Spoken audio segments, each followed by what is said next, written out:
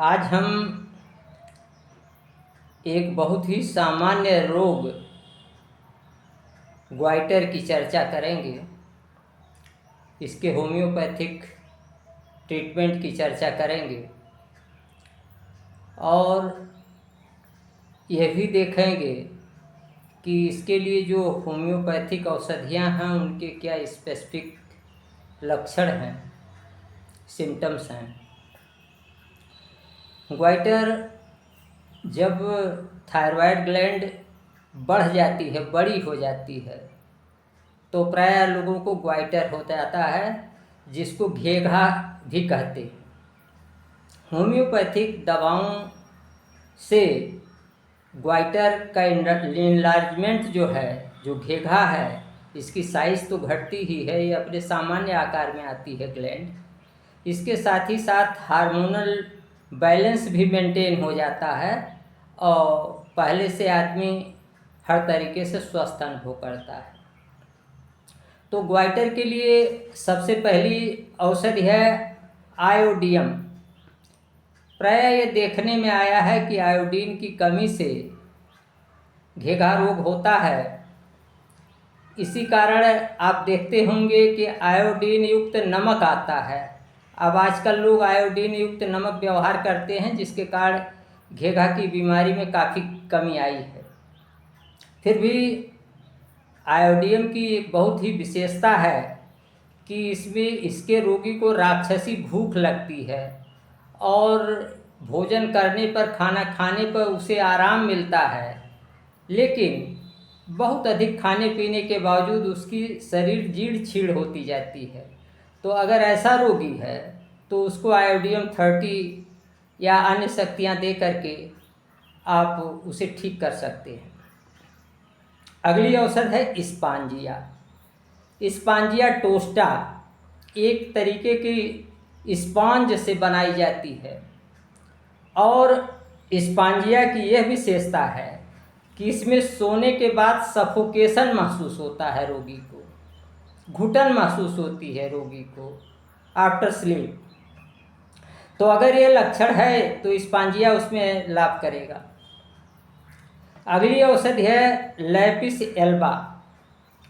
Lapis Elba भी बहुत अच्छी औषधि है और एक होम्योपैथिक डॉक्टर हुए हैं ग्रेबोवल। इन्होंने यह देखा कि गैस्ट्रिन के झरने का पानी जो लोग पीते हैं उनमें जो है ग्वाइटर और क्रिटिनिज्म अधिक होता है। तो इन्होंने ही सबसे पहले जो है इसकी प्रूविंग किया लैपिस एल्बम की, और यह पाया कि इसमें कार्डियक और पाइलोरस रीजन में बर्निंग और शूटिंग सेंसेशन होता है, यानी छेदने का और जलन का अनुभूति होता है। कहाँ? कार्डियक में और पाइलोरस रीजन में। पाइलोरस मीन्स है, pylorus is the part which attaches the duodenum with stomach। ये स्टमक का एक हिस्सा है जो डिओडिनम से स्टमक को जोड़ता है। तो इसमें बहुत बर्निंग पाई जाती है। इसके साथ ही साथ लैपिस एल्बस में यह भी देखा गया है यूट्रस और मैमी, यानी स्तनों में और यूट्रस में भी काफ़ी बर्निंग शूटिंग पेन्स होते हैं।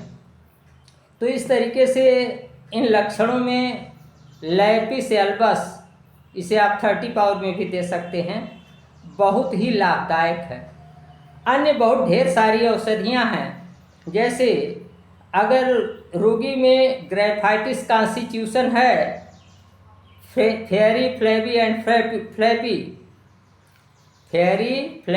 फ्लैटी, यानी गोरा रंग हो, थुलथुलापन हो और मोटापा हो, अगर इसकी प्रवणता है तो वहाँ ग्रेफाइटिस, ऐसे रोगी को अगर ग्वाइटर होता है तो उसमें जो है ग्रेफाइटिस लाभ कर सकती है। इसके अतिरिक्त अगर कैलकेरिया का कॉन्स्टिट्यूशन है तो कैलकेरिया कार्ब, रोगी अगर कॉन्स्टिट्यूशन कैलकेरिया कार्ब का है तो ऐसे रोगी का ग्वाइटर कैलकेरिया कार्ब से ठीक होगा। इसी तरीके से अगर नेट्रम मूर का कॉन्स्टिट्यूशन है तो वहाँ जो है ऐसे रोगी का अगर ग्वाइटर है तो वहाँ जो है नेट्रम मूर काम करेगा। इसी तरीके से लाइकोपस वर्जिनिकस, इसमें यह है कि हार्ट पाल्पिटेशन, अगर हृदय में धड़कन होती हो किसी के बहुत और उसके साथ ग्वाइटर रोग है तो लाइकोपस वर्जिनिकस वहाँ लाभदायक होगा। तो इस तरीके से अगर पर्सनलाइज्ड होम्योपैथिक औषधियों का चुनाव करके होम्योपैथिक इलाज किया जाए तो ग्वाइटर, घेघा रोग ठीक होने के साथ ही साथ हार्मोनल बैलेंस भी ठीक हो जाता है और रोगी रोग ठीक होने के साथ ही साथ पूर्ण रूप से स्वस्थ महसूस करता है। आज इतना ही। नमस्कार, मैं डॉक्टर प्रेम नारायण।